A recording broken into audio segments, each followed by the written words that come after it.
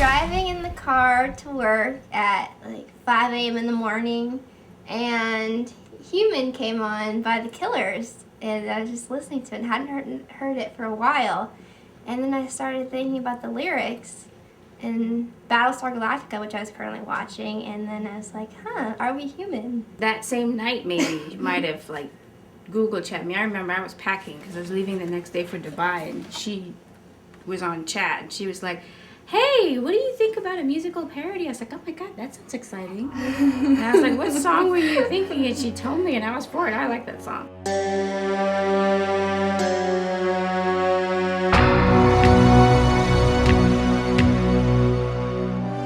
Cambridge had a bunch of awesome ideas as well. The ever so lovable Cambridge out there doing his thing behind and in front of the camera and behind the computer desk. I mean, I just came and he had his notebook and there's all these ideas in there, and I was like, wow, this is gonna be fun. Stars appearing out of nowhere. Well, maybe if we could do the music video inside of the ships. I thought, well, they had presented me with this idea about the song and doing some kind of musical. And originally, I think they were thinking of just shooting it around in the apartment. But I thought, why should we do that when it's about Cylons and Battlestar? Why not be on the ship itself? Why be there? And so that's where it started to come. Let's make the blurry line between the reality. Let's make the dream happen. Wearing the costumes, one of our friends, Kelly Jackson, she actually went to a thrift shop with us, went through all the clothes and helped us pick out stuff that would recreate uniforms that look like the ones they were in Battlestar. And they came out pretty close. And then we took it one step beyond that, and we actually ordered the Battlestar Galactica patch off of eBay. I'm just proud of us also for singing. I know. I have to say. Because at first when I brought the idea to Laura, and I was like, are you Laura, gonna tell what do you them think what I about this idea, this musical parody? And I think you said, what did you say? Well, when she said musical parody, and this was online, I was like, yeah, I was all for it. And then after I got back from my trip, and when we were like, I think a day before we were supposed to shoot, I was like, are we gonna sound okay? I was a little worried about that. Like, Kim had called, and she was like, what time, we were talking about what time we were gonna shoot. And I just remember it was like, are we gonna sound all right? Are they gonna say we sound horrible? And she's like, it's gonna be fine. We did about 30 takes of the song. It took a long time, I'm telling, and again, we're mixing this song with a single microphone, trying to find some kind of track for Human where we can use the instrumental version, and we're trying to think, well, how are we going to do this? Are we going to have somebody record it? When we found, a track that someone had put together, and we're using that, hopefully that's okay. And we then just basically, literally took an ace bandage and wrapped a microphone to a tripod because we don't have proper equipment. And we pointed that at them, and they stood there in the apartment, and we turned off the air conditioner, and they sang into it. I said, sing out! We sound like little kids, but it's okay. Hey, we're young, so you can sing. So. I know we're not 5, but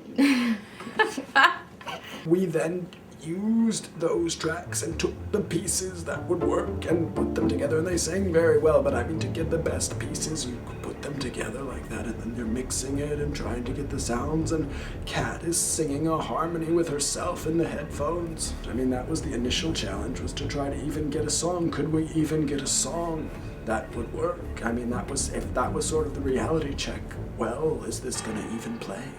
And then when we could hear it, when we heard that mix on the speakers, and we thought, hey. Right now I'm looking at the splendor of This isn't bad. I would listen to this. It's kind of funny. So that was the moment when we thought, yeah. And I thought, good God, I'm actually gonna have to do these graphics, aren't I?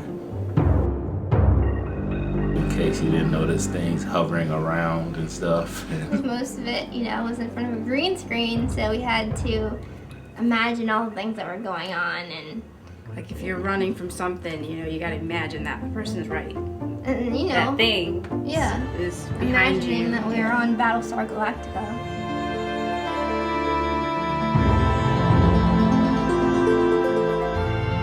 We have this key grip guy, Magnus, behind the scenes person, put green screen up, help it behind the scenes. Because the lighting. green screen was actually a bunch of, you know, posters. Yeah. Neon green posters that we got from Rite Aid. Put them all together on the wall. So Magnus helped us. I always thought the key grip was like a really important guy. Like I thought he was actually well paid and all that good stuff. And because he had key in his name, like key grip, like not just a regular grip. But and I guess I'm aspiring to be the best key grip that I can, and aspire to be a key grip. You might end up a producer, so we'll see how this all works out. Let's talk about the process. You take the camera shots, and I'm holding the camera, right? It's handheld, and I'm bringing it around. And then what I have to do is, after I've shot it with the green screens, and I'm trying to light it so there's not too many shadows and things like that to mess me up later, I go into the computer and I'm trying to match the angles and the way that the camera is being carried. God, what is this hand you're dealing? I'm trying to mimic that, and you can see that it doesn't quite match because it's pretty difficult. I'm trying to feel that flying, that movement through 3D space. That's what we're trying to do. We're trying to get into that place where the angles are lining up and the people are actually there to create that illusion. And when it works, that's the magic.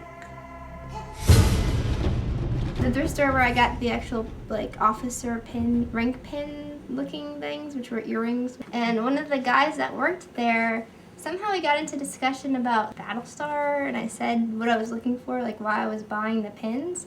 And he said that he knew the guy who bought the Raptor from the Battlestar Galactica auction. But then I came back and told all these guys, and they were like, well, why didn't you Go back. get his information? Why didn't Yeah. you? Maybe we could shoot with the Raptor. Left a note with my number, and he never called. We hope he gets to watch it, because Andrew ended up building this really cool ship. Yeah, he ended Like up that. building a Raptor himself. But yeah, from scratch.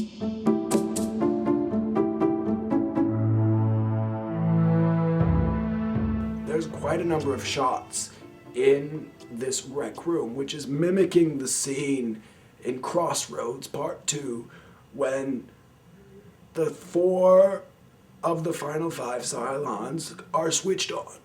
And they come together in meeting in that rec room, and they're all recognizing each other for the first time. And we decided, well, why don't we use Sav and Kat as 2 of them, and we can throw in myself as a 3rd. And then who's the 4th? We thought, of course, Colonel Ty.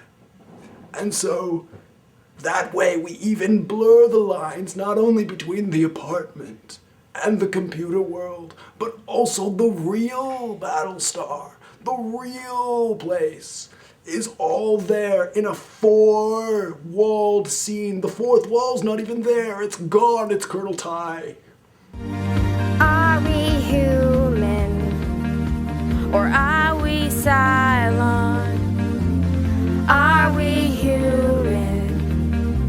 Or are we Cylon? I'd be remiss if I didn't say that I'm happy that I caught this group of talented people at this stage in their career, rather than later, when I'd probably have to pay them to do this kind of stuff, and they probably have nothing to do with me. But so I have this green screen, and it's got like a little bit of an angle,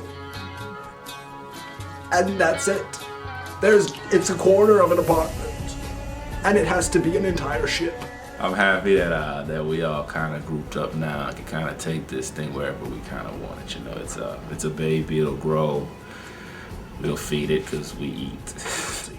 And you're trying to get swish pads to create that space, and you're trying to get that motion to happen. And that's what I was dealing with.